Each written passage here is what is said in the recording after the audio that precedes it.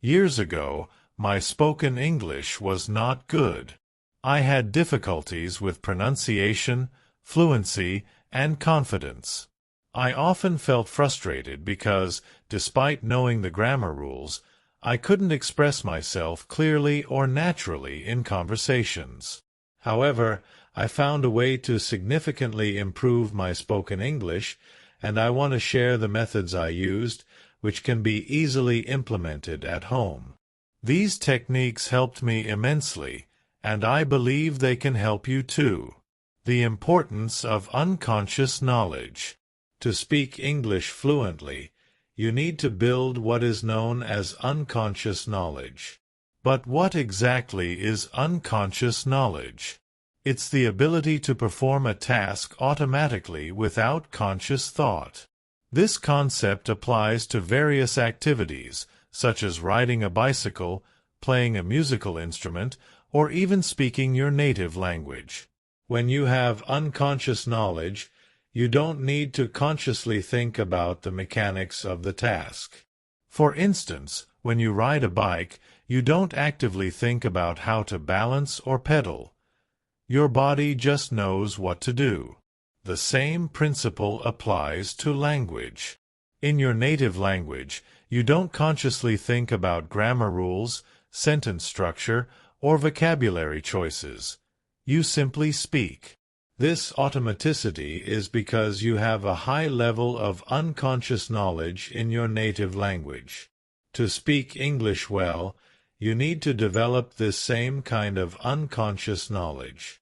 This way, speaking English will feel natural and automatic, allowing you to focus on the message rather than the form. The challenge of developing unconscious knowledge in a second language. Developing unconscious knowledge in a second language is a significant challenge, primarily because traditional language learning methods focus on conscious knowledge. Conscious knowledge includes the explicit understanding of grammar rules, vocabulary lists, and syntax. While this knowledge is essential for learning the basics of a language, it is not sufficient for achieving fluency. Conscious knowledge requires active thought and consideration, which can slow you down in real-time conversations where quick responses are necessary. Many language learners, including myself, make the mistake of focusing solely on conscious knowledge. We study grammar books, memorize vocabulary, and watch instructional videos, believing that this will lead to fluency. However, speaking a language fluently involves more than just knowing the rules. It requires the ability to use the language naturally and spontaneously. This natural use of language comes from unconscious knowledge. How unconscious learning occurs. Unconscious learning is the process through which we acquire knowledge without being explicitly aware of it. It's similar to how children learn their first language. They aren't taught grammar rules explicitly. Instead, they learn by listening to and imitating the language used by those around them. Over time, they develop a natural feel for the language, understanding its nuances and structures without ever studying them formally. This process can also happen for adults learning a second language. For example, when you listen to a conversation in English, you may not understand every word or phrase, but your brain is still absorbing information. Even if you're not consciously aware of it, your unconscious mind is learning the sounds, rhythms, and structures of the language. This is why it's crucial to expose yourself to as much English as possible, even if you don't understand everything initially. Practical methods for improving spoken English. To develop unconscious knowledge and improve your spoken English, you should focus on two main methods: extensive listening and input-driven speaking practice. 1. Extensive listening practice. Listening is a cornerstone of language learning, especially for developing unconscious knowledge. By listening to native speakers, you become familiar with the natural flow of the language, including its pronunciation, intonation, and rhythm. Regular listening practice helps you internalize the patterns of the language, making it easier to understand and produce speech. Types of listening material. You can listen to a wide variety of English content, such as podcasts. Choose podcasts on topics you enjoy. Whether you're interested in technology, travel, or storytelling, there's likely a podcast that matches your interests. Audiobooks. These are great for immersing yourself in longer, more complex narratives. You can start with books you've already read in your native language to help you follow along. Movies and TV shows. Watching films and series exposes you to conversational English, including idioms and slang. Try watching with English subtitles to help with comprehension. YouTube videos. There's a wealth of content available on YouTube, from educational videos to vlogs. Find channels that interest you and incorporate them into your routine. Choosing content you enjoy. It's essential to choose content that you enjoy because this keeps you motivated. If you're genuinely interested in what you're listening to, you're more likely to stick with it and make listening a regular habit. For example, if you're passionate about cooking, find English-speaking cooking shows or YouTube channels. If you love science, listen to science-related podcasts or watch documentaries. Making the most of listening practice.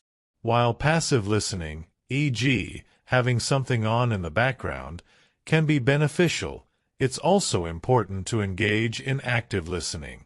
This means focusing your attention on the content, trying to understand the context, and picking out new vocabulary or phrases.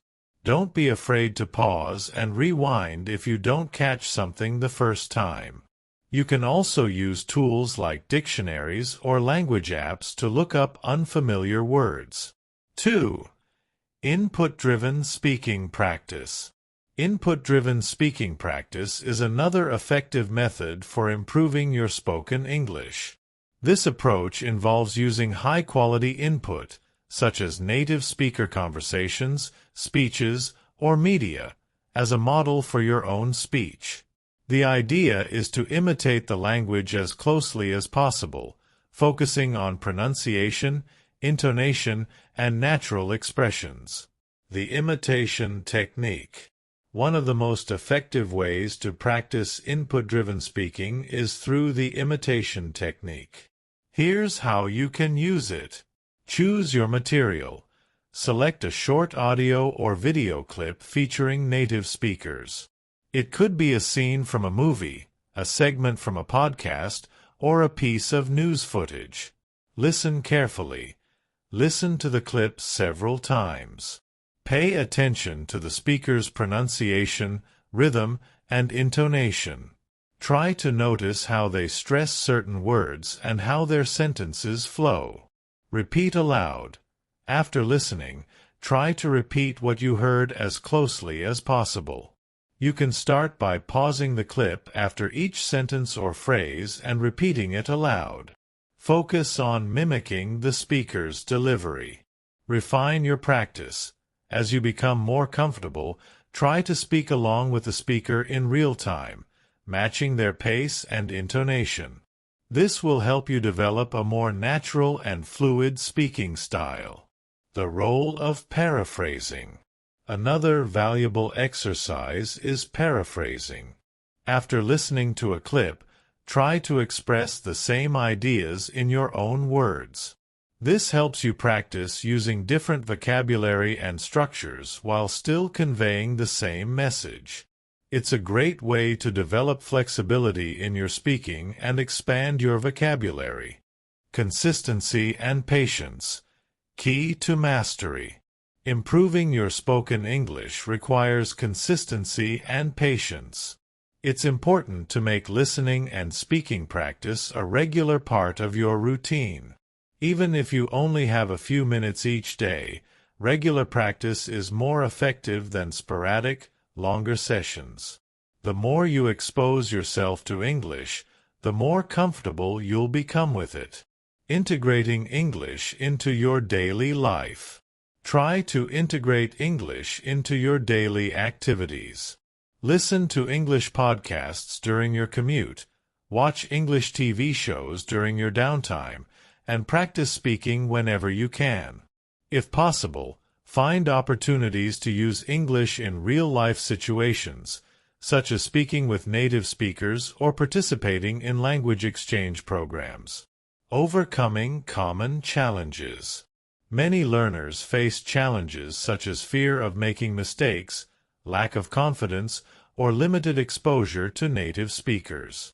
It's important to remember that making mistakes is a natural part of the learning process. Don't be afraid to speak, even if you're not perfect.